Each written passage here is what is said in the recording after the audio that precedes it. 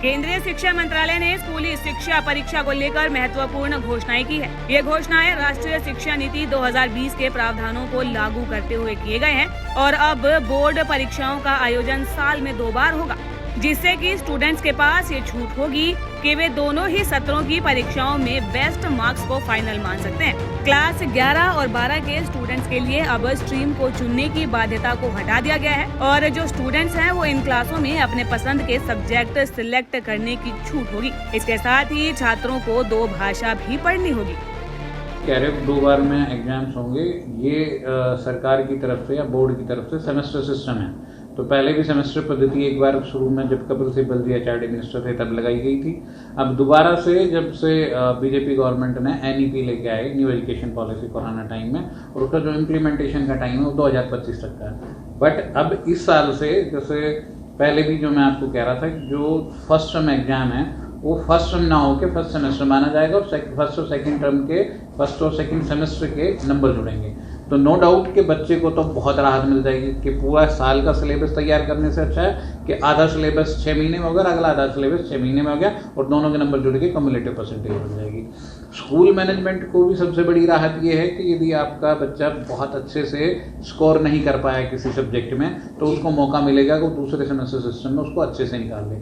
अब इस सारी पद्धति में नो डाउट कि कहीं ना कहीं थोड़ी सी अफरा तफरी तो हो ही जाती है, क्योंकि आपको साल में 2 बार एग्जाम्स कराने हैं, 2 बार एग्जाम सेंटर बनाने हैं, 2 बार बच्चों के प्रैक्टिकल्स के तरीके से काम कराना है। पर फिर भी ओवरऑल यदि बच्चे की परफॉर्मेंस की बात, नो डाउट कि कहीं ना कहीं थोड़ी सी अफरा तफरी तो हो ही जाती है, क्योंकि आपको साल में 2 बार एग्जाम्स कराने हैं, 2 बार एग्जाम सेंटर बनाने हैं, 2 बार बच्चों के प्रैक्टिकल्स के तरीके से काम कराना है। पर फिर भी ओवरऑल यदि बच्चे की परफॉर्मेंस की बात करी जाए तो 100% उभरेगी।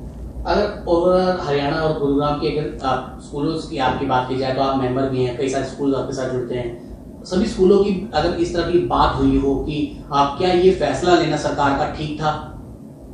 आज सेक्टर 4 के एक स्कूल में हमारी सौहदे की मीटिंग थी, जितने सौहदे के मेंबर्स हैं, और वहाँ भी ये मुद्दा उठा था कि सरकार ने जैसे अचानक से सेमेस्टर सिस्टम लागू करा है तो स्कूल वालों की एक अच्छी बात ये होती है कि चाहे जनगणना हो, मतगणना हो, कोरोना के हेल्थ चेकअप से कोई भी एक चीज़ थी, स्कूल वाले तुरंत इक्विप्ड हो जाते हैं। तो स्कूल वाले ऑलरेडी फर्स्ट टर्म की तैयारी कर ही रहे थे। सितंबर में जैसे हमारे टाइम में 6 माही पेपर होते थे तो उसी तरीके से फर्स्ट सेमेस्टर के एग्जाम हो जाएंगे। और जहाँ तक बात सेंटर्स की है, नो डाउट जो मैंने पहले बोला, वो तैयारियां बहुत हद तक एक्स्ट्रा करनी पड़ती हैं।